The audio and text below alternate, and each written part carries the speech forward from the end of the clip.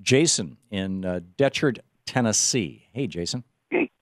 What's up? Hey, it's we pronounce it Deckard. Oh, Deckard. Okay. Yes.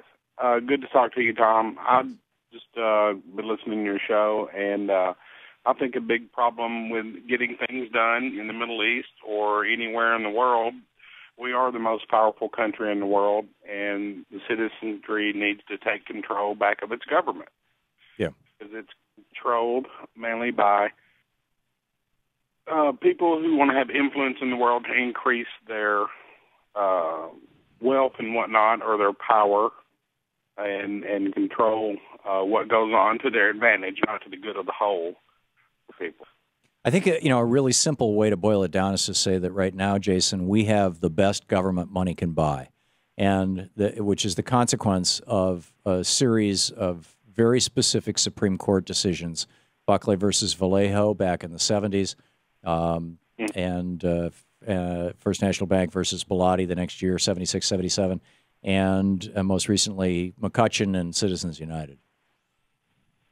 Right. And is there a way to reverse that? I mean, there are two ways to there are three ways to reverse Supreme Court decisions when the Supreme Court goes out and starts making law or knocking down laws. Both are, by the way, things that the Constitution does not give them the power to do. The Supreme Court has so massively exceeded its authority that it's turned the United States from a democratic republic into a constitutional monarchy. They are monarchs, and they have more power than the monarchs of Europe. The King of Norway, the King of Denmark, the Queen of England, the King of Spain, none of them have the power to strike down laws or to create law. Whereas the Supreme Court has claimed that power for themselves, and it is a power not given to them, explicitly not given to them by the Constitution. In fact, the Constitution says the exact opposite. It says that the Supreme Court shall operate within limitations and under rules defined by Congress. It's Article 3, Section 2. You can read it yourself. It's plain English. So the three ways that you can reverse a bad Supreme Court decision. The first is to amend the Constitution, since the Supreme Court is saying that they are interpreting the Constitution.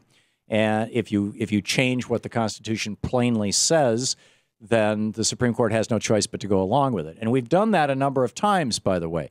When the Supreme Court in 1856 under Roger Taney said in the Dred Scott decision that people are property and can be bought and sold, that slavery was constitutional, we, after the Civil War, we amended the Constitution with the 13th, 14th, and 15th Amendments, making, basically invalidating that Supreme Court decision.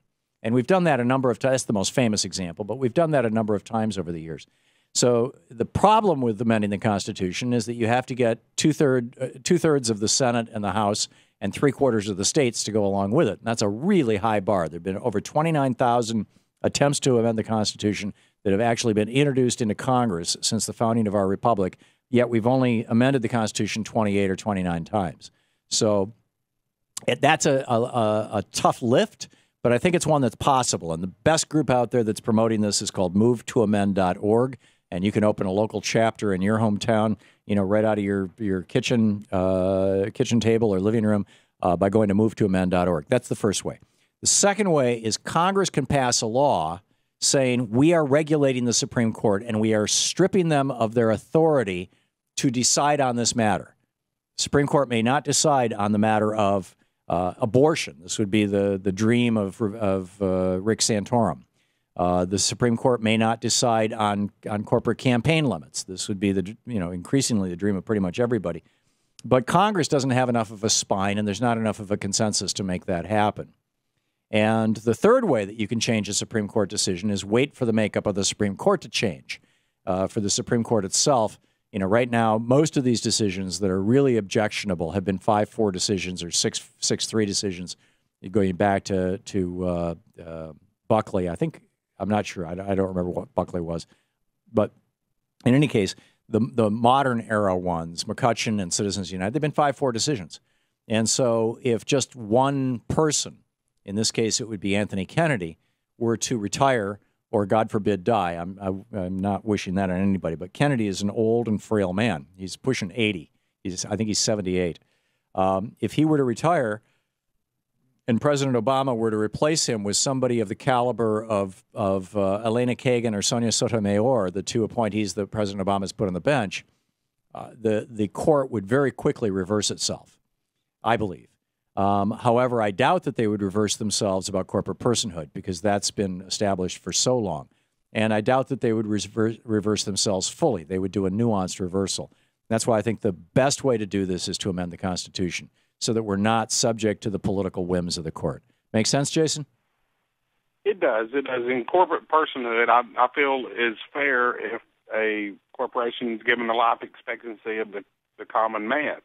Well, yeah, which is impossible. But corporations have to have personhood. They have to be able to be sued, and they have to be able to own land, and they have to be able to pay taxes.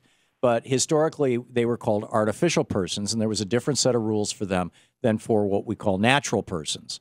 And when the 14th Amendment was written and it said no person shall be denied equal protection under the law, it didn't say no natural person.